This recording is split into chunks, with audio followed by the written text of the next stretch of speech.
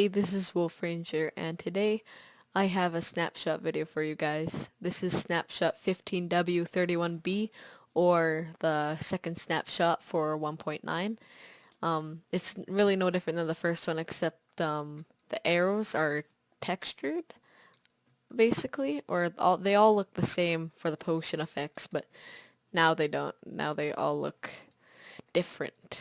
And so yeah, it adds new arrows, new blocks, new decoration blocks, new plants, new mobs, and some food. And we'll get into that later. So first, let's get into the arrows. So the arrows, we have potion effects, potion effect arrows, and for every effect, the normal arrow, the spectral arrow, which is a new one, and if we just grab one of them, it gives us some water one. There's actually a water bottle effect. Yeah, tipped arrow, but it will...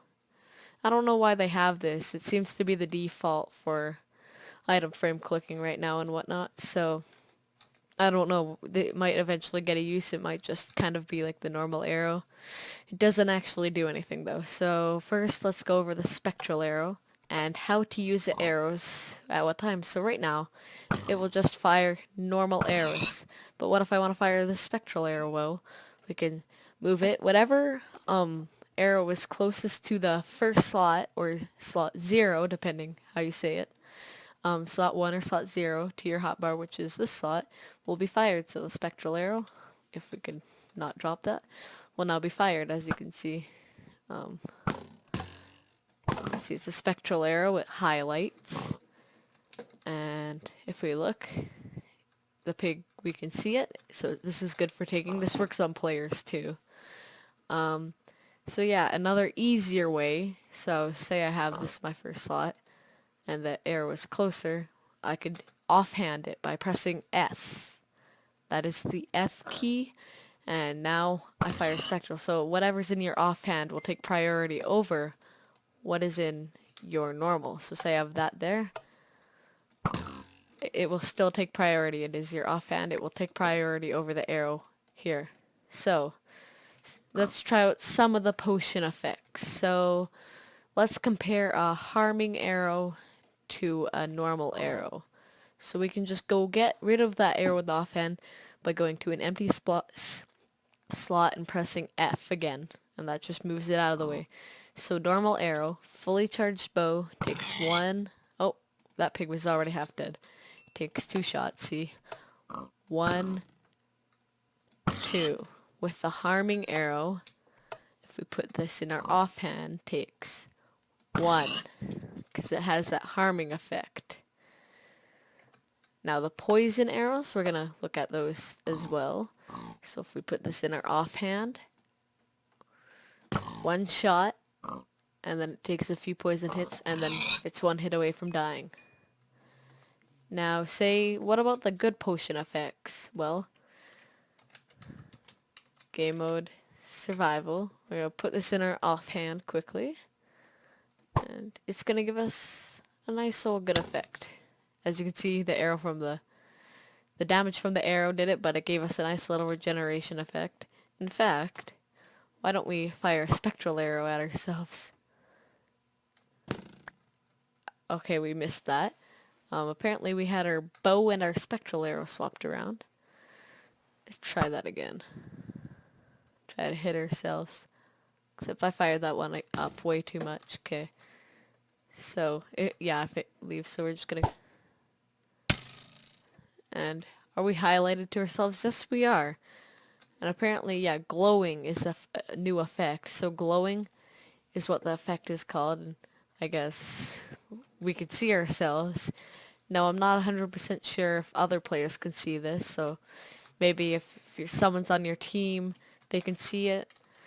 That if you tagged an enemy player, or maybe everyone, if say you tagged yourself, everyone can see you, which could be useful if non-PvP. Hey, help me guys, or whatever. It's like, where are you? And then you can tag yourself and they can see you. I don't know. I don't know how this is going to work. I haven't tried this out in multiplayer because, well, we can't really test it in multiplayer right now, so we don't know. So it could also be not only used to tag people to follow them, but maybe even help people find you if you're, say, trapped in a cave. So, you know, all the potion effects, I just simply apply it so I could heal myself. I could make myself fast. Slowness would actually be a good one. Invisibility. Let's see if the arrow will disappear in us. So if we quickly shoot ourselves in survival. That's too much. We just need a little bit. Of course, if we miss. So we need to just quickly shoot ourselves. And see, the arrow does not disappear, but now everyone thinks, wait, this is useless. Not completely, because the arrow will disappear right away, actually. Or technically we could, us redstoners, set up a system that we could get rid of arrows if they're in players. But you can't just do it like that, first of all. That's what I was trying to show there. You can't just do that, but maybe, hopefully in later snapshots or something, there will be a way to take it out. But you see, it just despawns, so we could maybe, yeah, find a way. Maybe increasing the tick speed actually might help.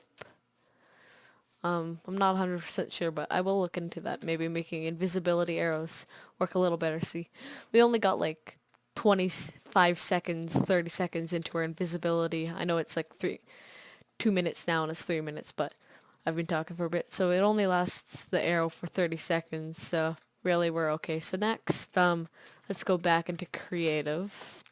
For wondering how I'm doing like this, seeing my previous commands, just use your arrow keys while you're in slash. Or even, I could say hi, and this isn't new, by the way. Yeah, it's not new. So yeah, we've kind of demonstrated the arrow, so what about the new blocks? Well, I mean, they're blocks, we can build out of them. One thing I would like to show is that, yeah, all these blocks function normally. They'll be awesome. This can be placed both ways, so like logs or quartz pillars. So you could like, I'm just gonna build something quickly as an example. And say we do this. I don't know, just a nice little gateway. And these are found in the End City dungeons, which I will show you guys in a little while, so stick around for that.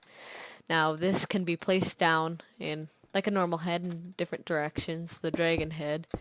Now, I don't think you can get this by killing the Ender Dragon quite yet. I actually killed it earlier, so I could quickly show you guys the new End City dungeon without having to fight it. If you want me to, I will do the boss fight, because it is new and approved. But yeah, we can actually wear this. It's a little weird now I'm invisible. I'm just gonna clear it.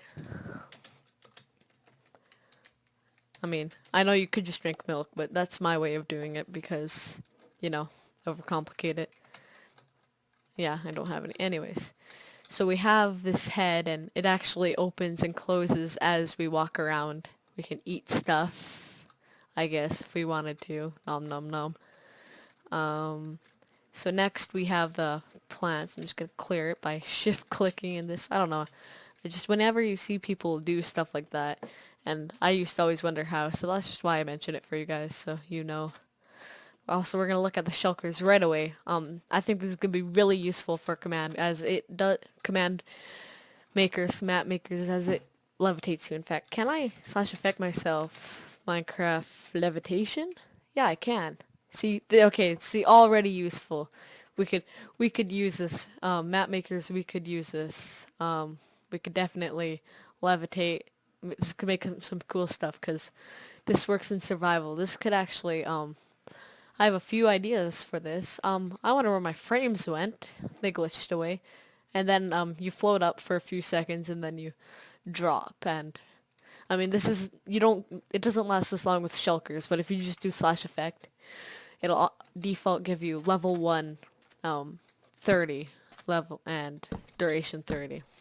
So these, I think they're just decoration. People overcomplicate this. What is this going to be? I think it's just going to be decoration. You see them in the new End City. I don't think we should overthink this. I think it's just a decoration, guys. Nothing too special. I mean, they look neat. This is definitely going to be useful for building. But, I mean, I don't think they're going to have a special purpose. They have a particle. They look nice. Don't think they're going to do anything else. Now, I'm going to set the random tick speed to, let's do 760. And this will grow this plant incredibly quick. See, we can watch it grow. And so these are all over the end when in the area that's not the boss fight, which I'll demonstrate that in a second so you know what I'm talking about. So that's what the plants look like now. I'm gonna quickly change it back to 0 because we don't need stuff going extra fast. So yeah, now it's 0. And then if we break this, we get a whole bunch of coarse fruit, which again, what this does is, if we're in survival mode,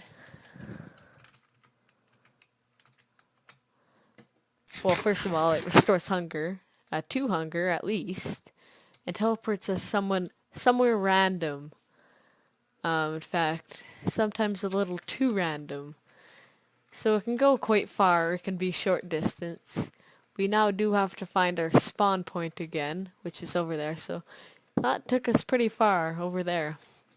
It's like random teleportation. You could theoretically end up in a cave, which could not be good. So yeah, now for the shulkers. Yes, you guys would probably be waiting for that. They're pretty awesome.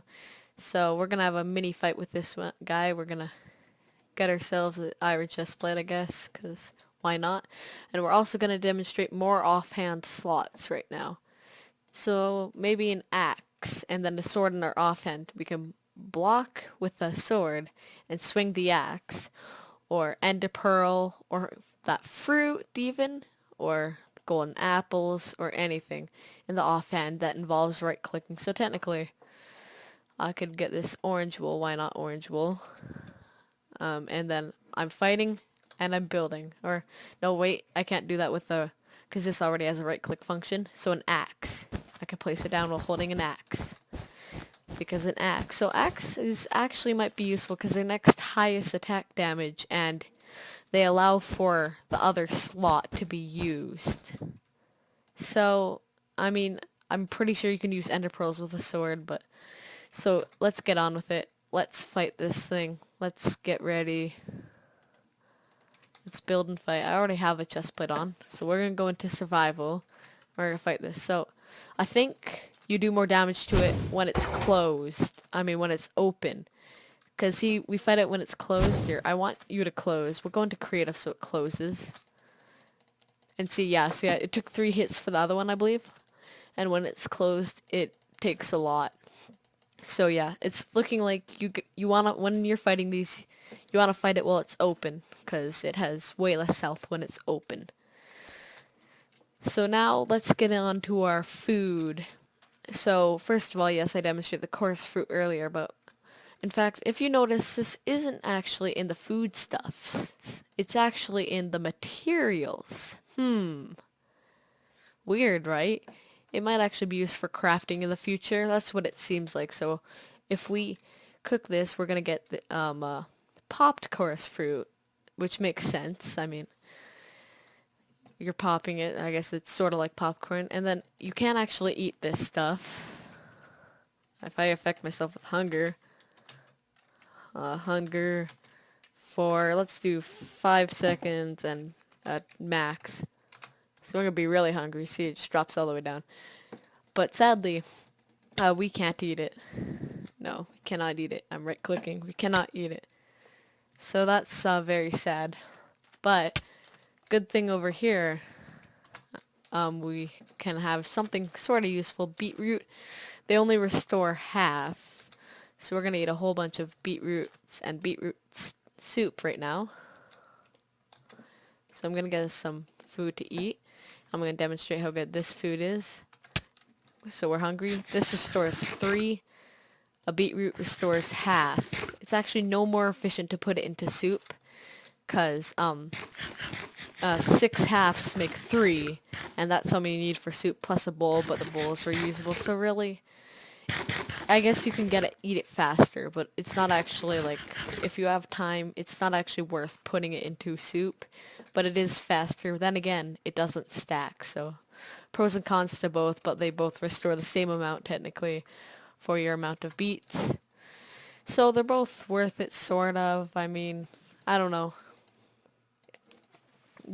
It's like carrots, I guess, that you can do into stew. No, not carrots, cookies. Because cookies only restore half. Melon, just a weaker melon or whatever. So now Well, we're gonna go hop over to the end and explore the new End City dungeon. So I will see you guys right there. One more thing, guys, before we go into the End City dungeon, I forgot to mention how to craft this. It's bowl, beetroot, like that. So we're just gonna demonstrate that quickly. So if I take it like that and then add a bowl to the bottom, beetroot soup. Okay. So now we can go to the End City dungeon. I will see you guys there. Hey guys, we're in the end now. I already killed the Ender Dragon. As you see, portals there, eggs there. So this is kind of what it looks like. This is for Xbox users like me. I also use Xbox. Is a familiar setup. I already fought it here, but over here, when you actually right after you kill the Ender Dragon, this will light up and there'll be like almost a beacon, but not a beacon. And also, originally, it does not look like this. The top is not open. You need ender pearls to get into it. Originally, because originally it looks like that, I believe. And then how do you get in there? Well, you use an ender pearl, throw it right in there, or whatever. But we're gonna just take the easy way. We're in creative, break the top block, and go to the... Oh, yeah, the beacon just activated in our face. That was pleasant. So, this just teleports us to the new End City dungeon, which is right here. So, this is it. So first off, sometimes there's a little boat or flying ship, almost flying boat, that spawns out here with a beacon in it and a brewing stand, so that's actually really handy. Then, technically, then you only have to do one boss fight instead of two to get all your things. So, you get the Ender Dragon, in theory, kill the Ender Dragon, and get the Wither's main drop. So, as we see, we got the little shulkers here guarding the entrance to it. So, then we're gonna climb up. Oh, by the way, I didn't do a good look around of it. So, I don't know why it just got brighter when I did that. Anyway, so as you see, I think it's just decoration. They're just all around here. So, it's pretty big. So I just ran into it, but that's how big it is. We'll run into it. So this will be a pretty big dungeon. It's pretty massive to raid. I mean, the official dungeon isn't really that hard. It's not like your typical RPG that would be a challenge. This will be a challenge, actually. Hopefully, I'm hoping it will be, because we got the shulkers, which will levitate you, and then Enderman, because it is the end. So, we're going to climb up. I'm going to try and show you guys some of the loot. So, up here, we got this big area. You might have to build up, or the shulkers, technically, to take advantage. So, iron helmet. This is one of the lower loot. It's got like enchanted loot. You can find diamond loot in these chests, like diamond sword, sharpness 2 or whatever. And also there's nice little banners. I like these banners. Black banner. I don't know. Oh yeah, I didn't copy it right. I think it'll work if I control. I've never actually tried this with banners. Yeah. I did it correctly. So if you control click, then control on the banner, you can have it. So this is the End City banner. So again, more shulkers. See, they're kind of camouflaged in, so you gotta be aware. Be wary of them. We're just gonna break in through here, see if we can find more loot. We're not gonna go too in depth to this, because we have been at this for quite a while. So, I mean, you guys can technically go, if you're on the PC, load up a snapshot for yourselves and explore, but there's quite the loot. I just want to try and find maybe one more loot chest before we go. These are the ones we already got. No, they're not. So we got diamonds, see, and like a knockback one. When in main hand, that just means it can't really be used in the other hand. Ooh, got lots of emeralds in here. So as you can see, there's pretty good loot. There's like diamond armor and stuff. You can find diamond tire stuff. We've gotten kind of unlucky to not find those, but you guys will probably find some. Yeah, these are the ones we already looted. So if there's one more open building like this, maybe we can just take a peek at these chests up here. Oh, there's shulker right here, so they do spawn randomly. Oh, of course, these are the ones I was just in. Alright, so if we go down here... Wait, is that a... Oh, that's it. I thought that was a wither skeleton. I'm like, what? Okay. So yeah, that's pretty much it for this video, guys.